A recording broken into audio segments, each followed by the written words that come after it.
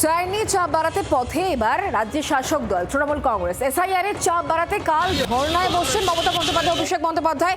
Metro চ্যানেলে ধর্না অবস্থান, সূত্রের খবর ধর্না চালিয়ে নিয়ে যাওয়া হতে পারে, অর্থাৎ শুধুমাত্র কালকের জন্যই নয়, এই ধর্না বেশ কয়েকদিন চলবে, এমনটাই এখনো পর্যন্ত সূত্র মারফত খবর পাওয়া যাচ্ছে। আগামী 16ই মার্চ পর্যন্ত ধর্নার অনুমতি নেওয়া আছে বলেই এখনো পর্যন্ত খবর।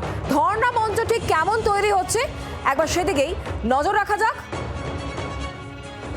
আগামীকাল যে ধর্ণা মঞ্চে উপস্থিত থাকতে চলেছেন মুখ্যমন্ত্রী মমতা বন্দ্যোপাধ্যায়, সঙ্গে থাকবেন অভিষেক বন্দ্যোপাধ্যায়। এই হচ্ছে সেই ধর্ণা মঞ্চের ছবি, যা গ্রাফিক্যাল রিপ্রেজেন্টেশনের মাধ্যমে আপনাদের সামনে আমরা রাখছি। মূল মঞ্চ দেখুন, আর তার সঙ্গে বেশ কিছু মঞ্চ তৈরি করা হয়েছে, যেখানে তৃণমূল কংগ্রেসের শীর্ষ স্তরের নেতা ব্যক্তিরাও কিন্তু থাকতে চলেছেন। আগামীকাল মমতা বন্দ্যোপাধ্যায় এসআইআর নিয়ে যে এসআইআর বিরোধিতায় যে ধর্ণা বসতে চলেছেন, সেই ধর্ণার মঞ্চের ছবি দেখতে পাচ্ছেন এই মুহূর্তে।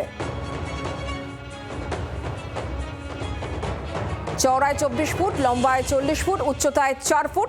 আজ এই মঞ্চ ঘুরে দেখেছেন রাজ্যের মন্ত্রী ফরহাদ হাকিম।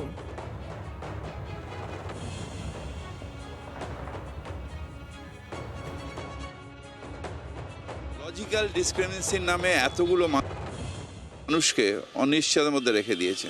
ইলেকশন কমিশন দেখবে যাতে একটাও ভারতের নাগরিকে যাতে ভোট অধিকার না দেয়, রক্ষা করার দায়িত্ব তার। যে রক্ষা করার দায়িত্ব সে হরণ করছে, ভোট অধিকার হরণ করছে। তার প্রতিবাদ নিশ্চিতভাবে আমাদের নেত্রী মমতা ব্যানার্জি, আমাদের সাধারণ সম্পাদক অভিষেক বন্দ্যোপাধ্যায় তার প্রতিবাদ করছেন, এবং কাল থেকে এখানে ধর্ণা। আসলে আজকে উনি বিপদে পড়ে গেছে। আজকে এই যত অশান্তি, সেই অশান্তির মূল উদ্যোক্তা তিনি। এখন বিপদে পড়ে গেছেন, বিপদ থেকে বাঁচবার জন্য এই নাটকটা করছেন। অনুপ্রবেশের তত্ত্ব, যেটাকে ঘুষপেটিয়া বলছেন, সেটা তো ওর তত্ত্ব।